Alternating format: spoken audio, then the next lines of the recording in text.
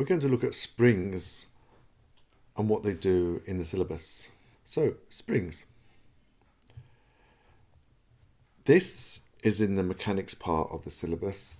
The potential energy stored in the spring is equal to half K delta X, where delta X is the extension squared. So this is from the mechanics topic. So we need to find the potential energy in the spring. We also need to find out the work done in stretching the spring, and we need to look at force distance graphs. In the high level syllabus, we need to look at the oscillating spring formula, which is this one, and also the total energy in an oscillating spring system. So this is in the extended topic in the high level. We will also look at what happens to the time period and also to the energy if we change the mass or if we change K, what happens. Also, we'll be looking at what happens if we change the mass or if we change K. So let's look at the spring first of all. This is the potential energy stored in the spring. Now, where does this come from? We need to do work to stretch this. We also need to look at force distance graphs. Let's go back to Hooke's law, which you probably know about. It basically means that the F, the force, is proportional to the displacement. If you double the stretch, the extension of the spring, you have to use twice as much force. So we say force is proportional to delta X. Now, if we draw that graph of that, with force against displacement or extension, if it's proportional, we must have a straight line graph through the origin, like this. So we can say F is equal to minus K times by delta X. Minus K gives us the gradient of the graph, and it will basically tell you the stiffness factor of the spring. The higher the stiffness factor, the more force is needed to stretch it. Now we need to look at the work done in stretching this spring. Now you know the work done is force times distance. However, we do not have a constant force. So in this case, the work done is the force times distance, or rather the area under the force distance graph. And that's the maximum force. So what is the area under this graph? Well, it's simply a triangle. So the work done is equal to half F times by the extension. But we know that F is equal to minus K delta X from the formula above, which is Hooke's law.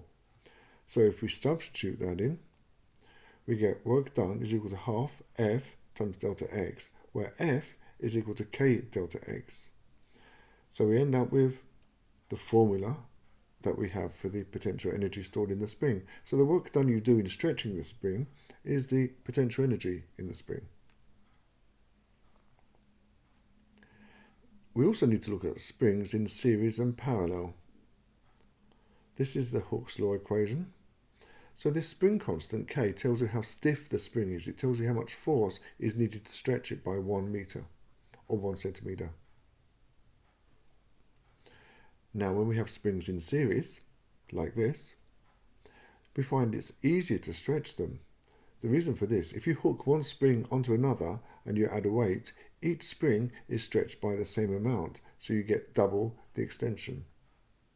So combined, they stretch twice as much, which means that if the extension is twice as much, with the same force, K must be half the value. So effectively, K is halved. With springs in parallel, like this, it's actually harder to stretch them.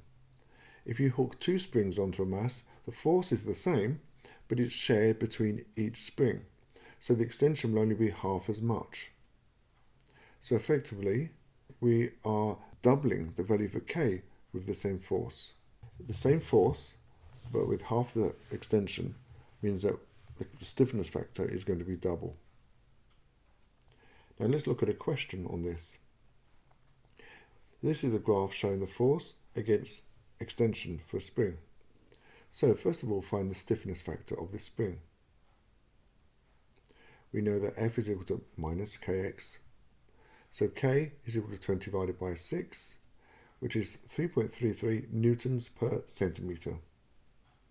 or 333 newtons per metre, to 3 significant figures.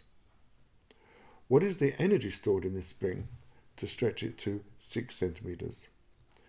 Well, the work done, or the energy in the spring, is the area under the graph, force times distance, and it's a triangle, so it's going to be half force times distance. So it's 20 times by 0.06 divided by 2 gives an answer of 0.6 joules. Now, what would happen to the energy stored in the spring if you were to stretch it to twice this extension? Well, these are the formulas that we could use. And it's quite simple, really. If you double the extension, the work done, it depends on the extension squared. So it's going to be 4 times as much. Or you could substitute the values for this spring into any of these formulas and you're going to get the right answer. So you should get 2.4 joules. And that's basically the requirement for standard level.